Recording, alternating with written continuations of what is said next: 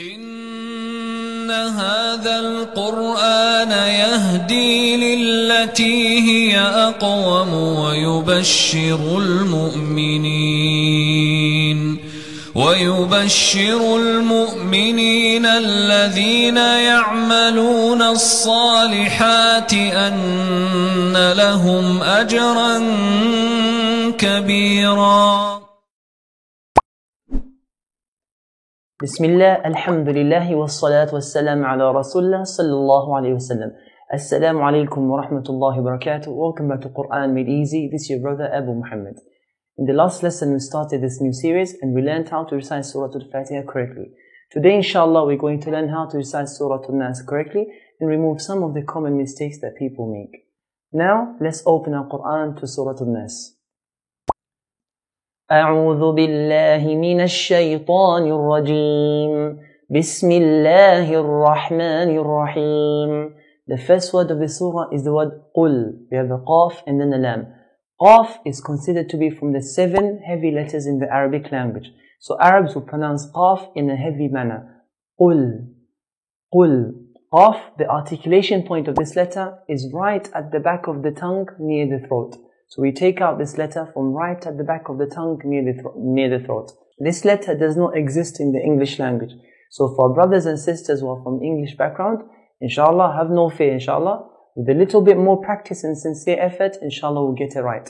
Good news for us is that the Prophet Muhammad ﷺ told us that the person who recites the Quran and struggles, maybe they don't have the letters in the mother tongue or they've never heard of this sound, but they still recite it with struggle, but they put sincere effort, such a person will get double the reward the Prophet ﷺ told us. One reward for reciting the Quran and the other reward for putting that extra struggle and that extra effort in the recitation of the Quran. Qaf, when we pronounce it in a heavy manner, as in qul, qul means say. If we pronounce qaf in a light manner to make it sound like a kaf, kul, kul, this changes the meaning from say to eat. Kul means eat. So we cannot take out a letter from a word and replace it with another letter. If we do this, like this example, qul to kul, then we will be doing al-lahnul jali, which is a major serious mistake that needs to be avoided. Now the next word we have is a'udhu. Alif, ayn and then dal. Alif is pronounced from the bottom part of the throat, bottom part of the throat, and ayn from the middle part. So then u, a'u, not a'u, but a'u. Then we have the dal. Dal, the articulation for dal is the tip of the tongue touching the edge of the edge of the front 2 teeth. Dhu, a'udhu. It's very common to hear a'udhu. Do not change dal to a zai, which is very common. So changing a letter to another letter from dal to a zai, this is considered to be al-lahnul jali, serious major mistake that needs to be avoided. So a'udhu, a'udhu. Then we have bi rabbin nas. The word an-nas contains a nun here. Nun has a characteristic of something called al-ghunna. Ghunna is just a sound that comes from the nasal passage whenever we pronounce 2 letters. It is impossible to pronounce these 2 letters without a sound coming from the nasal passage. Now what is this sound? To find the clarity of a sound of a letter, we need to put sukoon on that letter. So let's try to look for these letters. So I want you to put your hand, I want you to hold your nose, and let's try with the ba with the sukoon and say ab. Say ab now. Ab. Can you feel a sound coming from the nose? No. Now let's try ta with the sukoon. At. At. No. Let's try tha. Ath. Ath. No. If you were to search, if you were to look for all the letters, you will not find any nasalization sound, any sound from nose, except for 2 letters. They are mim and nun. So if you try and say you notice there's a sound coming from the nose. This is called ghunna. Or feel it, do it.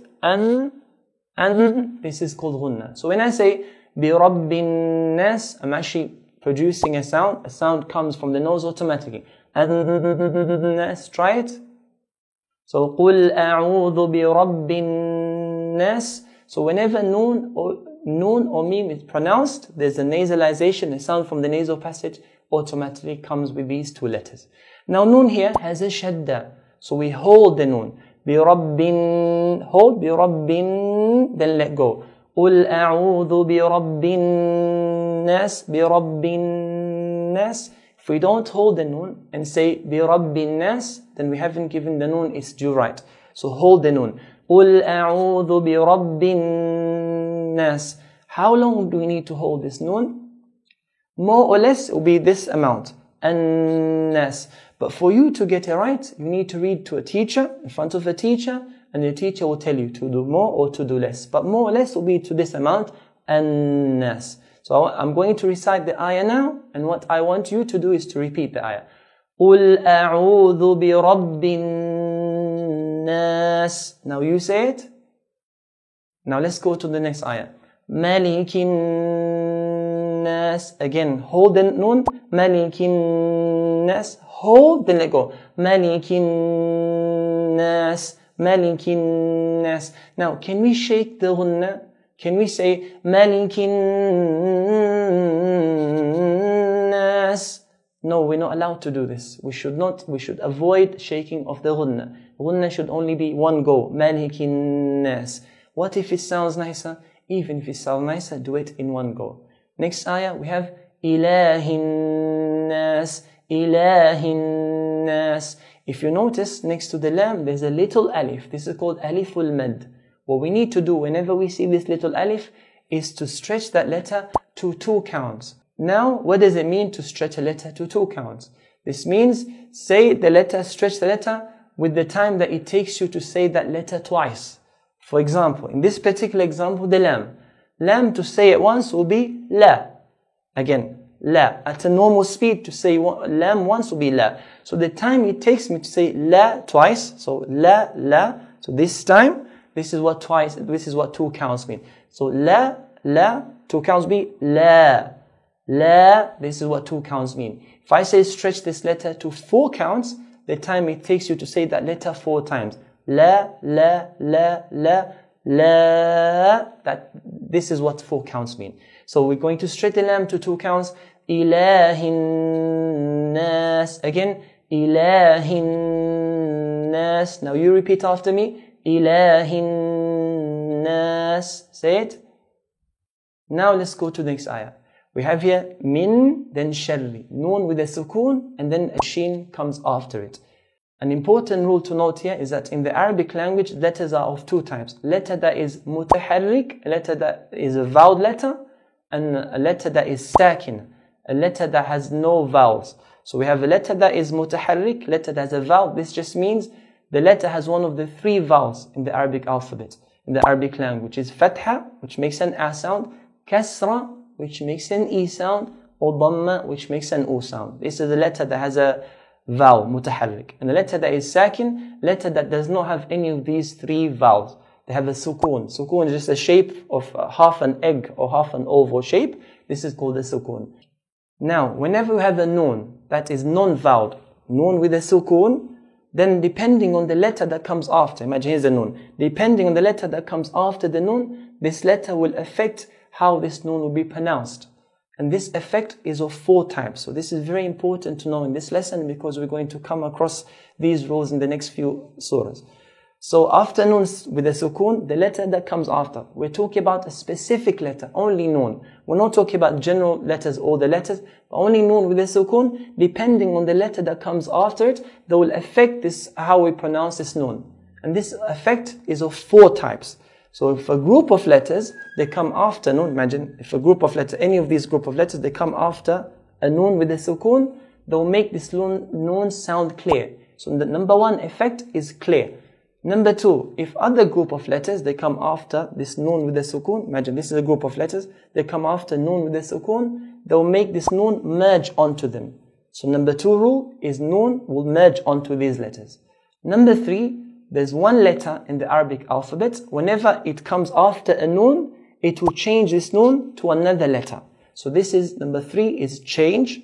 Number 4, which are majority of the letters of the Arabic alphabet, whenever they come after a noon with a sukoon, they'll hide this noon. They'll hide this noon. I'll explain what all of these terminologies mean. Now, here in this particular ayah, we have noon with a sukoon, and then a sheen comes after it. Sheen comes under the fourth category, which is hide. In Arabic language, this is called al-ikhfa, to hide. Yeah. So how would we hide the noon? To know how to hide the noon, we need to know how to make the noon clear.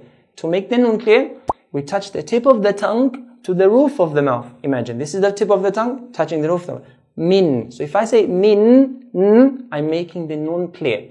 Now to hide the noon, what we need to do is, imagine, here's the tongue. Middle part of the tongue is where the sheen is articulated from. Here's the roof of the mouth. So we're going to take the noon very close to the roof of the mouth without touching it. If I touch it, it will be min sharri. Min sharri. Noon will be clear. We want to hide it. So we'll say min sharri. Min, the ghunna, min, then say the sheen. Min sharri. Min sharri. This is how to hide the noon.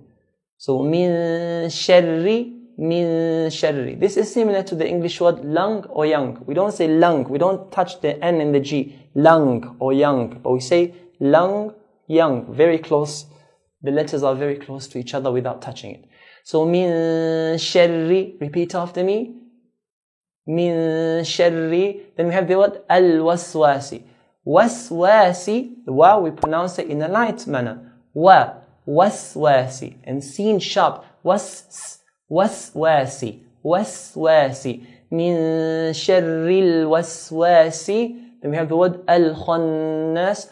Kha is a heavy letter in the Arabic alphabet, so we pronounce it in a heavy manner. Kha, khannas, min sharril waswasil khannas. Repeat after me. Min sharril waswasil khannas. Now you say it. Good. Now let's go to the next ayah. Alladhi yuwaswisu. The word alladhi ends with a ya sukun, and the word yuwaswisu starts with a ya fatha. Please do not merge these two words together. Do not say alladhi yuwaswisu, alladhi yuwaswisu, but say alladhi yuwaswisu, alladhi yuwaswisu, alladhi yuwaswisu, yuwaswisu. Not yuwaswisu. Do not make a sad sound by making the sin heavy. But yuwaswisu. Alladhi yuwaswisu fi sudurin nas. Hold the ghunna then. Fi sudurin. Hold, then let go. Fi sudurin nas. Fi sudurin nas. Alladhi yuwaswisu fi sudurin nas.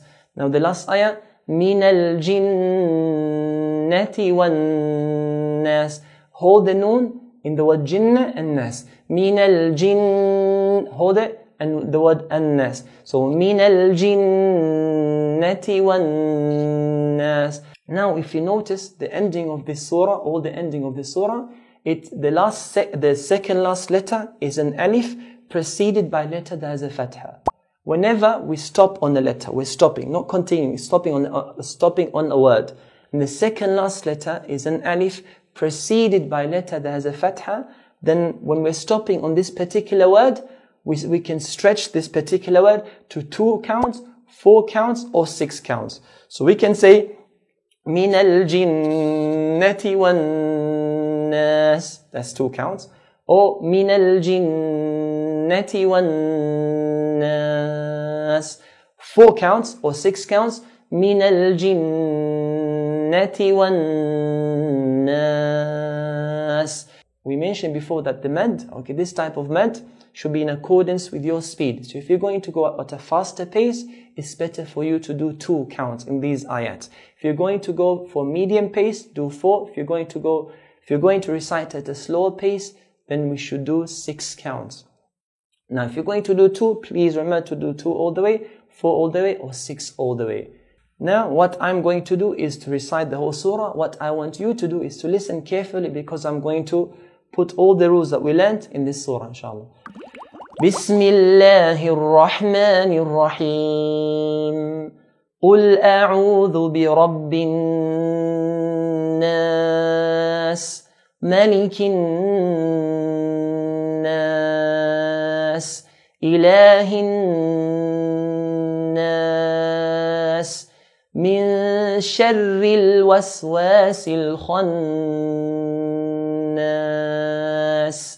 الذي يوسوس في صدور الناس من الجنة والناس.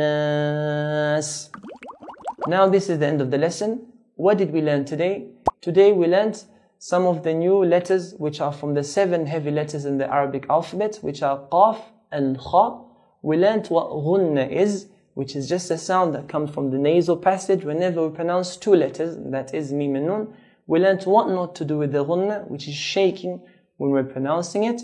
We also touched on Nun Sakina rules. We found out that after Nun with the Sukun, depending on the letter that comes after it, the effect in the pronunciation of this Nun. The effect is of 4 types. Yeah? So in this particular ayah, we learned that if Nun has a Sukun, the letter that comes out, if it's a Sheen, then it comes under the 4th category, which is hiding the Nun.